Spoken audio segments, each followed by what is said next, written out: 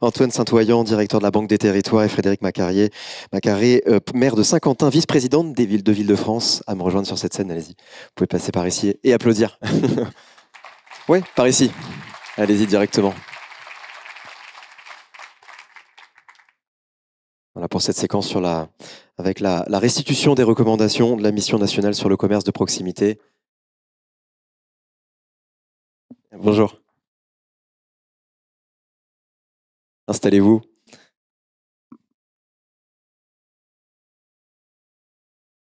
Alors pour démarrer, Frédéric Macaré, peut-être commencer par rappeler les objectifs de cette mission, nous expliquer la méthodologie que vous avez employée pour réaliser cette mission. D'abord, bonjour à tous. On est ravis d'être à vos côtés. Dominique Schelcher, je crois, est présent aussi avec nous autrement, mais voilà, aujourd'hui aussi, dans d'autres instances, il parlera du rapport. Je voudrais d'abord commencer en remerciant les personnes qui sont dans la salle et qui ont contribué aussi eh bien, aux préconisations, puisque le rapport, ça a été une centaine de rencontres sur 50 auditions. Et donc, les recommandations que nous faisons aujourd'hui, elles sont le fruit des échanges que nous avons pu avoir avec certaines personnes donc, qui sont dans la salle. Je voudrais aussi remercier les services de la NCT qui nous ont accompagnés. Alors, quand le sujet est arrivé, évidemment, pour nous, c'était très important d'abord d'être sur le terrain, donc avec des visites qui ont été faites, notamment à Toulon, à Hyères également. Aussi de rencontrer à la fois des maires, des représentants des commerçants et des institutions également, ce qui a donné cette centaine de rencontres, plus que ce qu'on avait imaginé au départ, mais au fur et à mesure, d'autres sont venus nous dire on aimerait vous parler également. On avait fait un guide méthodologique d'entretien qui était important pour nous.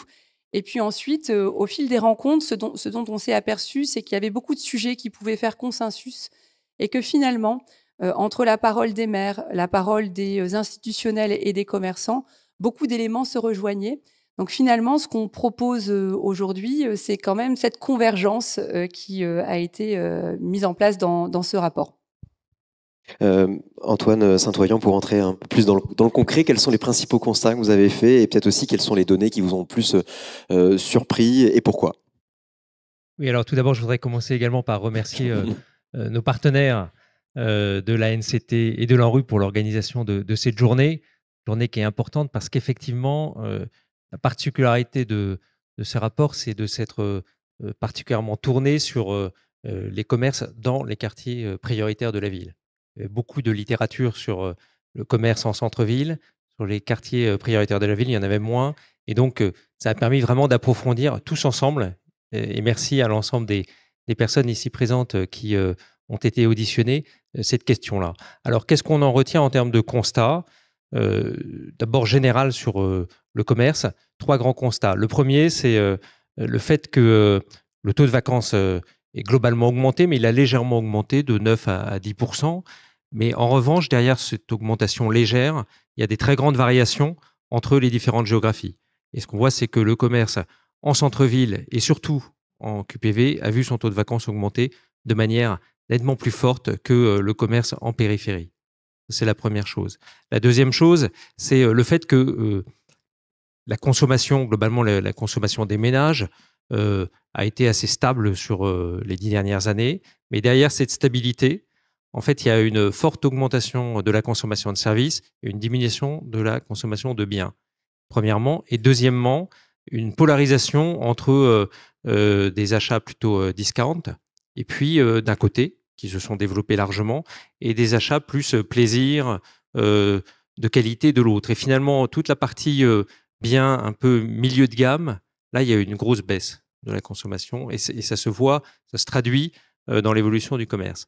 La troisième chose, c'est sur l'emploi, finalement, et les emplois du secteur du commerce, où là, un peu de la même manière, on a une légère progression, en fait, des emplois de ce secteur sur les 10 dernières années, mais qui cache là également des augmentations assez fortes dans la restauration, notamment, et en revanche, une très forte baisse sur l'ensemble du secteur des biens et notamment de l'habillement depuis 5 ans, avec là une concurrence avec le commerce en ligne qui s'est très très fortement accélérée et qui conduit à la situation actuelle sur les 3 dernières années plus de 5 000 destructions d'emplois. Et si on prend sur 10 ans, plus de 15 000 destructions d'emplois. Donc voilà, c'est les 3 grands constats, on va dire, qu'on a pu observer et partager avec plusieurs des personnes auditionnées lors de cette mission. Comment ça se traduit dans les centres-villes, Frédéric Macquaret?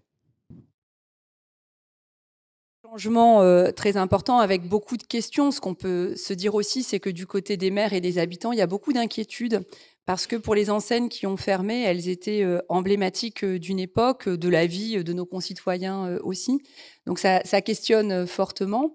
Et donc que va devenir le centre-ville, ça a été vraiment la question centrale.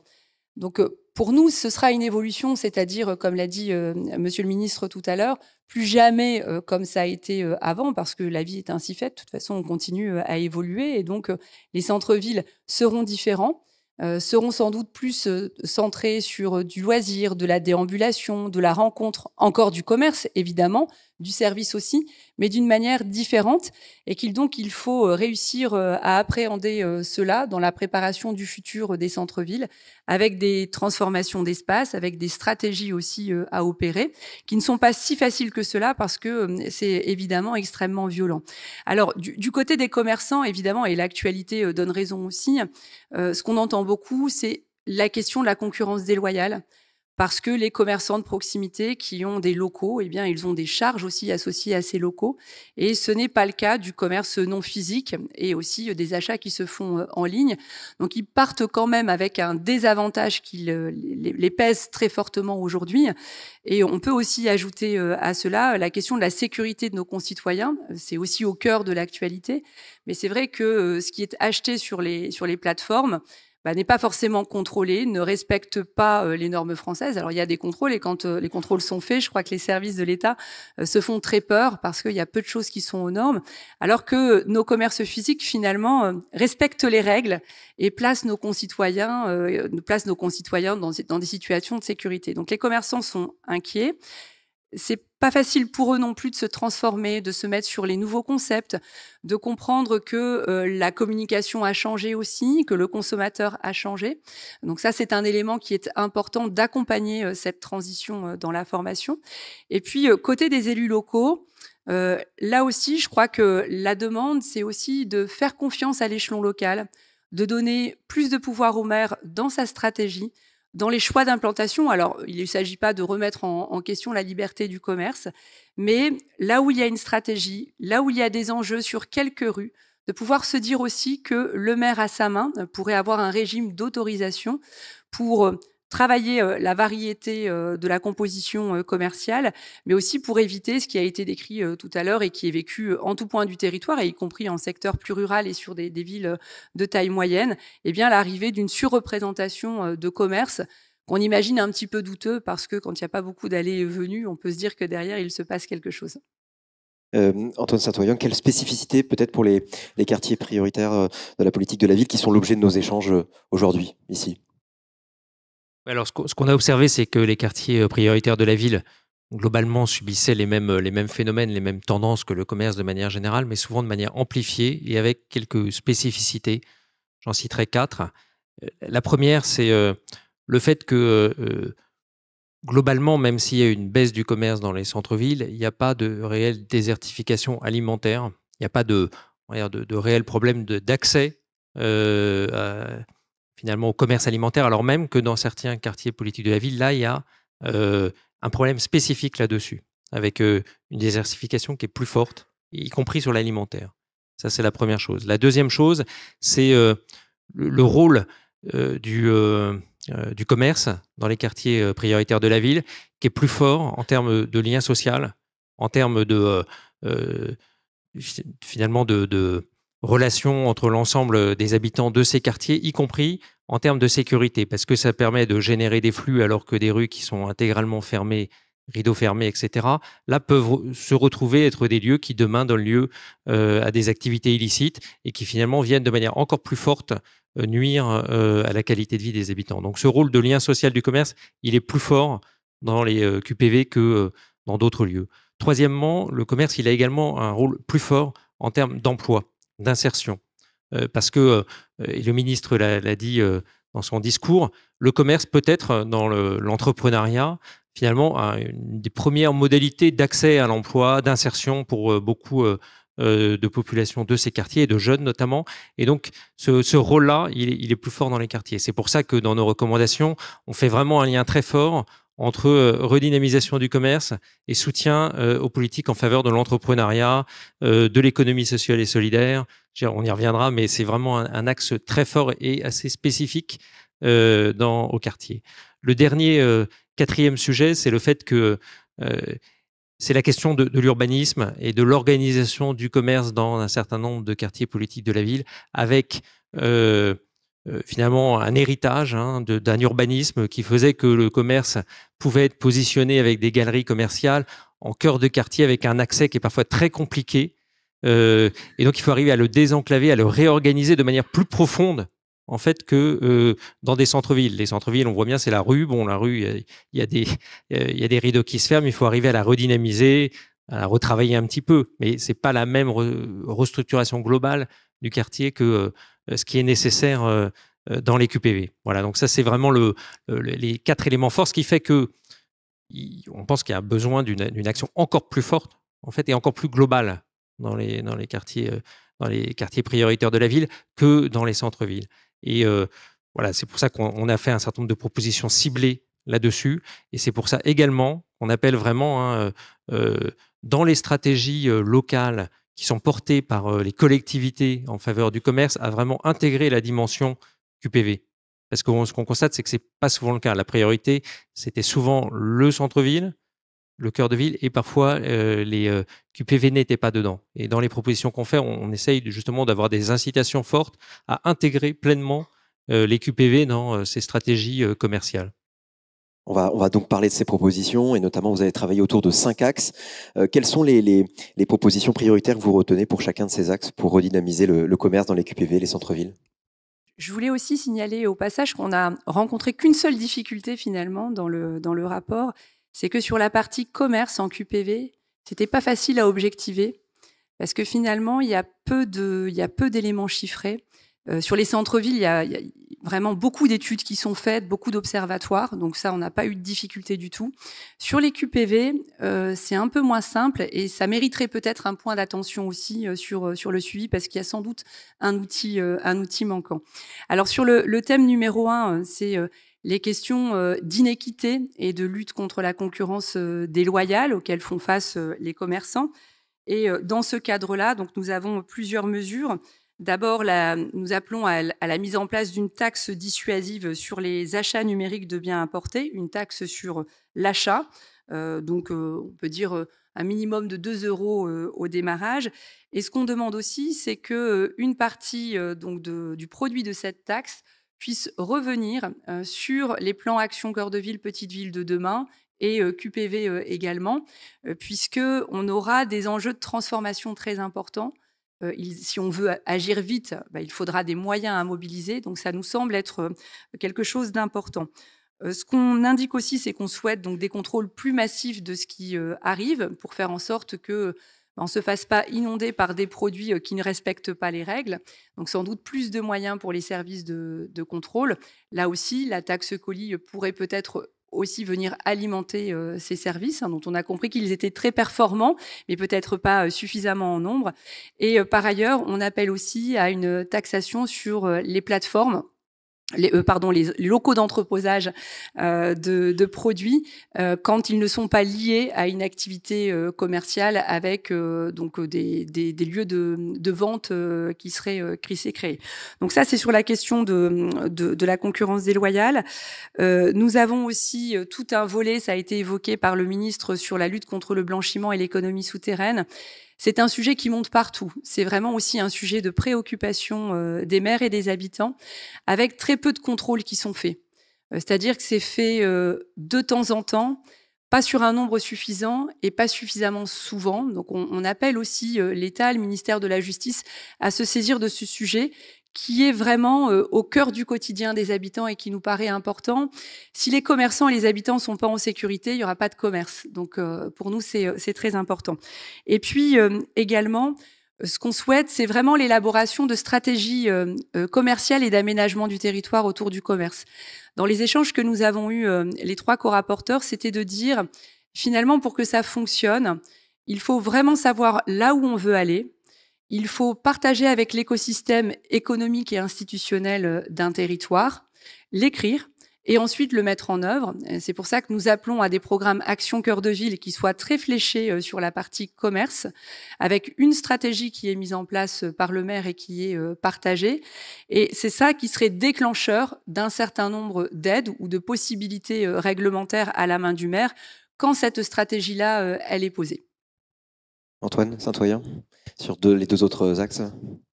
Oui, l'ensemble de nos recommandations, elles reposent sur une action à la fois au niveau national, avec notamment la lutte contre la concurrence déloyale, la lutte contre le blanchiment, le commerce illicite, et puis une action au niveau local.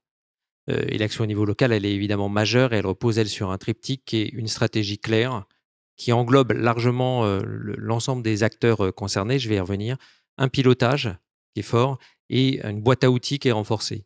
Sur la partie stratégie claire et notamment association de l'ensemble des acteurs, il y a des acteurs dans les quartiers prioritaires de la ville qui sont absolument clés, qui sont les bailleurs sociaux.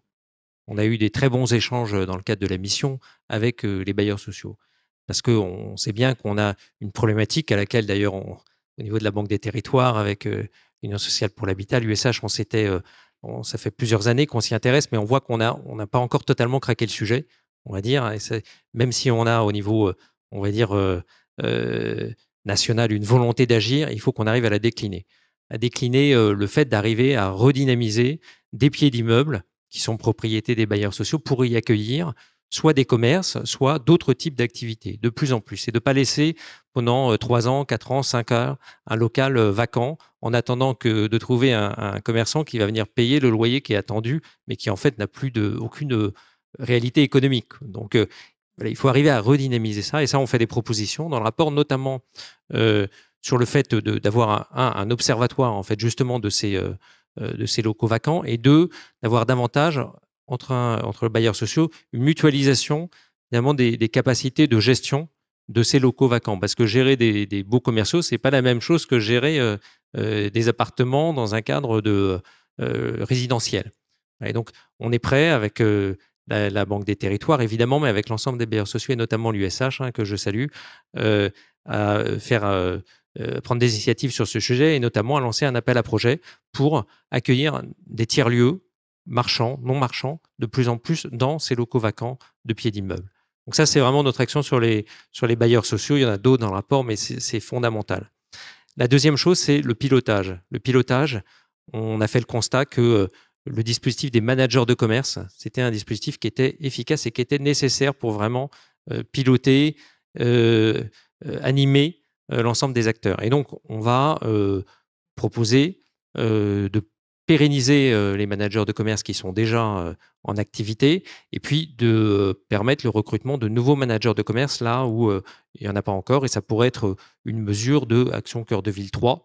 On va le faire à hauteur de 20 millions d'euros pour la Banque des Territoires en cofinancement, dès lors que ça s'inscrit bien dans une stratégie claire de la part de la collectivité, et que cette stratégie, lorsqu'il y a des quartiers prioritaires de la ville, englobe bien ces quartiers prioritaires de la ville. C'est un élément justement d'incitation dont je parlais tout à l'heure pour arriver à englober ces quartiers prioritaires de la ville dans la stratégie.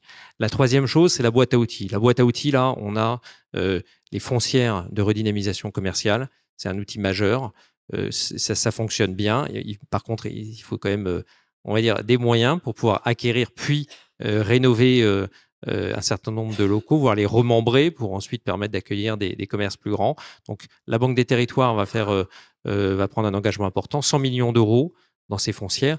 Là, c'est vrai que dans beaucoup de situations, dans un certain nombre de situations, il est nécessaire d'avoir une subvention d'équilibre pour permettre d'équilibrer. Et c'est vraiment le rôle du FRLA qui a été cité tout à l'heure. Donc, dans le rapport, c'est la seule recommandation budgétaire qu'on fait, c'est quand même d'abonder ce FRLA à hauteur de ce qui était prévu pour pouvoir continuer de soutenir ces transformations de locaux et restructuration. C'est majeur.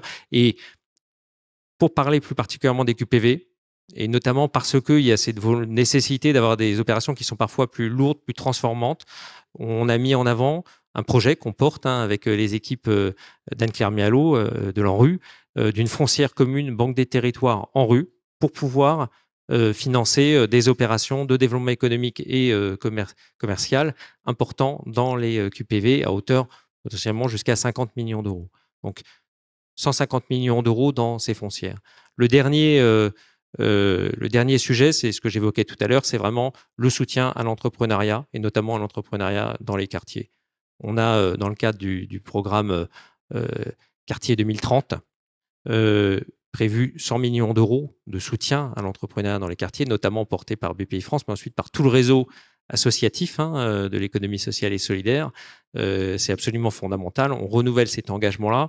Et en plus, on a prévu d'avoir 30 chefs de projet dans le cadre des contrats politiques de quartier, politiques de la ville, contrats de ville, pour pouvoir porter ces politiques de développement économique, de développement commercial dans les quartiers. Voilà, donc globalement, au niveau de la Banque des Territoires, on a prévu 350 millions d'euros en investissement, en subvention, en ingénierie, pour pouvoir porter cette politique qui nous paraît absolument fondamentale. Il y a des questions qui sont posées et avant de poursuivre, il y a une question qui est arrivée qui est sur un sujet qui était abordé juste avant, peut-être plutôt côté Frédéric. Est-ce que la problématique de la concurrence de la vente en ligne est un sujet plus marqué encore dans les QPV du fait du pouvoir d'achat plus limité de leurs habitants? Et quel impact sur les commerces de ces quartiers? On n'a pas de chiffres en particulier sur les QPV, mais évidemment, notamment sur les plateformes chinoises dont on parle beaucoup depuis plusieurs jours, c'est les gens qui ont très peu de pouvoir d'achat qui sont les plus touchés. Ça peut être tentant pour toute la population aussi, évidemment. On n'a pas de chiffres particuliers, mais évidemment, c'est une des questions de pouvoir avoir des produits à prix possible pour les habitants des quartiers. Peut-être un dernier mot sur les axes et les recommandations, Frédéric? Oui, alors il y a aussi tout un volet sur l'immobilier qui est très important pour nous. D'abord, on s'est aperçu au regard des échanges que l'on pouvait avoir qu'il y avait parfois des stratégies fiscales de déficit foncier qui laissent des locaux vacants, c'est-à-dire qu'une grande foncière nationale peut avoir un intérêt à laisser vacants des locaux dans une ville parce qu'elle en a d'autres pas vacants dans une autre ville. Elle fait son petit calcul fiscal. Et puis à la fin, rien ne se passe. Le maire se demande pourquoi est-ce que rien ne se passe. N'arrive pas toujours d'ailleurs à échanger avec la foncière. Donc là, on pense qu'il y a vraiment une mesure à prendre parce que c'est très pénalisant sur ce sujet. On aimerait aussi faciliter les changements de destination parce que on reste un pays très administratif où on aime bien les règles d'une manière générale et parfois, on peut avoir une transformation d'activité et une lourdeur associée qui n'aide pas le porteur de projet. On voudrait aussi réformer la question de la taxe sur les commerces vacants qui ne fonctionne plus du tout, qui a fonctionné dans le passé, mais là aussi, le diable est dans les détails. Beaucoup peuvent y échapper. On attend trop longtemps avant de la mettre en place. Alors, l'idée, c'est pas de récupérer un produit, mais simplement d'avoir une sorte d'électrochoc pour le propriétaire à se dire, il faut peut-être que je revoie les conditions de mise sur le marché pour trouver un preneur et éviter que le bien reste trop longtemps vacant, parce que il y a eu aussi un élément qui pousse beaucoup, c'est l'inadéquation d'un certain nombre de biens sur le prix de location avec le prix possible pour des commerçants, avec parfois des propriétaires qui ne se sont pas encore rendus compte du changement d'époque dans lequel nous sommes et qui sont restés peut-être sur des standards qui étaient des standards qui marchaient il y a 20 ans, il y a 10 ans peut-être. C'était très bien pour les propriétaires qui pouvaient en bénéficier. Mais on a vraiment changé d'époque. Et souvent, il y a un grand temps entre le moment de la prise de conscience et la remise sur le marché avec un prix correct, qui est très pénalisant pour les territoires, que ce soit en QPV et en centre-ville. Donc ça aussi, c'est un point important pour nous. On passe à la conclusion, si vous le voulez bien, et peut-être me dire quelles sont les prochaines étapes. Écoutez, on ne peut être que très heureux parce que on a eu une écoute extrêmement attentive des deux ministres à la remise du rapport hier. Ils avaient lu le rapport. Combien on a, je sais plus combien le nombre de pages, plus d'une centaine, et on voyait que vraiment ils en avaient une bonne connaissance. Qu'il y avait déjà beaucoup de sujets qui étaient sur la table. Ça a été rappelé par Vincent Jeanbrun aujourd'hui.